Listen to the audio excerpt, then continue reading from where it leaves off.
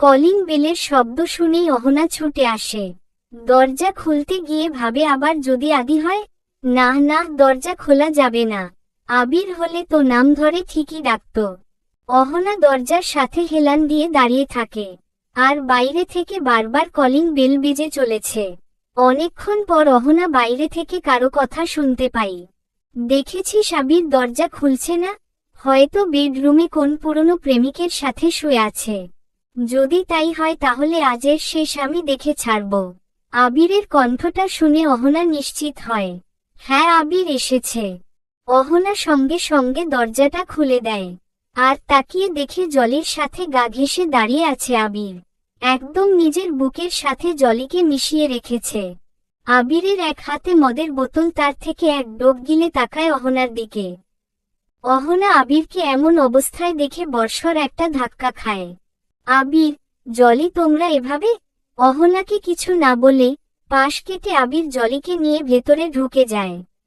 অহনা আবিরের পিছনে পিছনে আসে। দেখে আবির সারা বাড়িতে কিছু একটা খুঁজছে। কি খুঁজছো আবির? আবিরের সামনে গিয়ে দাঁড়িয়ে জানতে চায় অহনা। আর তখন আবির অহনার গালে ঠাস করে একটা থাপ্পড় বসিয়ে দেয়।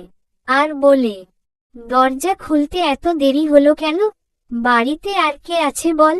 কথাটা বলে অহনার চুলের মুষ্টি টেনে ধরে। আবির, লাগছে, ছাড়ো আমায়। আবির অহনাকে ধাক্কা দিয়ে নিচে ফেলে দেয়। অহনা উঠে দাঁড়িয়ে আবিরের মুখটা ধরে বলে, কি হয়েছে তোমার আবির? আজ আবার কেন এমন করছো? তুমি না বলেছিলে আর কখনো আমাকে কষ্ট দেবে না? ভালোবাসো না আমাকে? তাহলে এমন পাগলামি কেন করছো? আর এত রাত্রে জলিকে কেন সাথে করে এনেছো? অহনা কথাটা বলতেই জলি এসে ধাক্কা দিয়ে অহনাকে আবিরের থেকে কিছুটা দূরে সরিয়ে দেয়। তারপর অহনার সামনে হাত উঁচিয়ে একটা শয়তানি হাসি দিয়ে বলে, আবির আর তোর ন্যায় অহনা। আবিরের বুকে হাত বুলিয়ে বলে, এখন থেকে আবির শুধু আমার, তাই না আবির? আবির মদের বোতলের ডোব গিলে বলে, হুম। জলি আবিরের বোতাম খোলা শার্টটা দুই হাত দিয়ে দুই পাশে সরিয়ে দিয়ে আবিরের নগ্ন বুকে নিজের নাকটা ঘেঁষে আবিরকে জড়িয়ে ধরে বলে, আমার আবির। এসব দেখে অহনা একেবারে ভেঙে পড়ে। ভাবে আবির এমনটা কিভাবে করতে পারে? আর জলি আবিরকে জড়িয়ে ধরা অবস্থায় মুখটা অহনার দিকে ঘুরিয়ে বলে, দেখেছো অহনা, তোমাকে আমি আগেই বলেছিলাম আবিরের চরিত্র কেমন, কিন্তু তুমি বিশ্বাস করলে না। যাই হোক, আবির আজ আমার।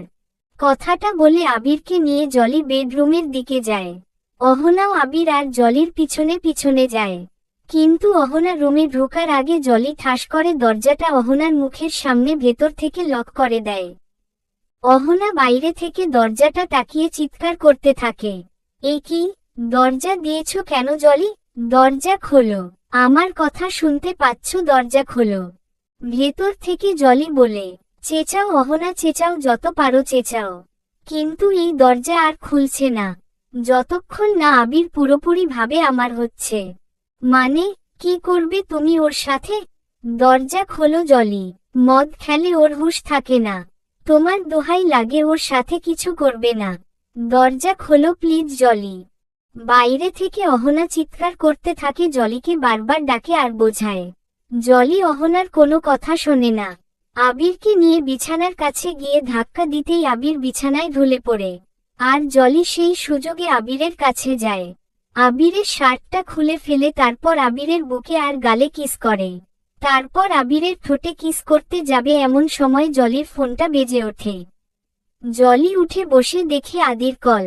জলি কলটা কেটে দেয়। তারপর নিজের কাপড়টা খুলে আবার আবিরের দিকে এগিয়ে আসে। আবিরকে ছুতে যাবে তখন আবার আদির কল আসে।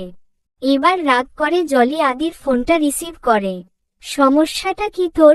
এভাবে বারবার ফোন করে বিরক্ত কেন করছিস? কি করছিস জলি? আমি যা করি তাতে তোর কি? হারামজাদা, যা চেয়েছিলি তা তো পেয়ে গেছিস, এখন আবার কেন কল করেছিস? আমি বিজি আছি, এখন রাখো। জলি ফোনটা কাটার আগেই আদি বলে ওঠে, আরে আরে, রাগ করছিস কেন? তোকে একটা ভিডিও পাঠিয়েছি, দেখ। কিসের ভিডিও? দেখ, তারপর বুঝবি। জলি কলটা কেটে দিয়ে ভিডিওটা দেখে। আজ সকালে গাড়িতে আদি আর জলি যা করেছে তার ভিডিও ওটা। ভিডিওটা দেখে জলি মাথায় হাত দিয়ে বসে থাকে আর চিন্তা করে এটা আদি কি করলো। আদি আবার ফোন করে আর জলিকে বলে, এই মুহূর্তে যদি তুই আমার কাছে না আসিস তাহলে ভিডিওটা আমি ভাইরাল করে দেব। না আদি, এমনটা করবি না প্লিজ, ভিডিওতে তো তুইও আছিস। হ্যাঁ আছি তো, একটা কথা শুনে রাখো, 10 মিনিটের মধ্যে তুই আমার কাছে আসবি, না হলে আগে তোর পরিবার বাবা মা সবার ফোনে ভিডিওটা চলে যাবে। তোর লজ্জা করবে না? আমার সাথে তোর নিজেও কত অসম্মান হবে জানিস? না আমার লজ্জা করবে না, আমার বাবা মা পরিবার নেয়, তাই মান সম্মানেরও ভয় নেয়। তোকে যেটা বললাম সেটা কর, বলে কলটা কেটে দেয় আদি। আর জলি হ্যালো হ্যালো করে দেখে কলটা কেটে গেছে। জলি আবিরের দিকে আর তাকায় না, অন্য মনস্ক হয়ে নিজের কাপড়টা পরে রুমের থেকে বেরিয়ে যায়। দরজা খোলার শব্দে অহনা তাকিয়ে দেখে জলি উল্টো কাপড় পরেছে। অহনা ভাবে, যখন আবিরকে নিয়ে ভেতরে গিয়েছিল জলির কাপড়টা তো উল্টো পরা ছিল না, তাহলে কি? অহনা ভাবতে ভাবতে ছুটে রুমে যায়। দেখে আবিরের গালে আর বুকে জলির ঠোঁটের লিপস্টিকের দাগ। অহনা এটা দেখে বড় একটা ধাক্কা খায়।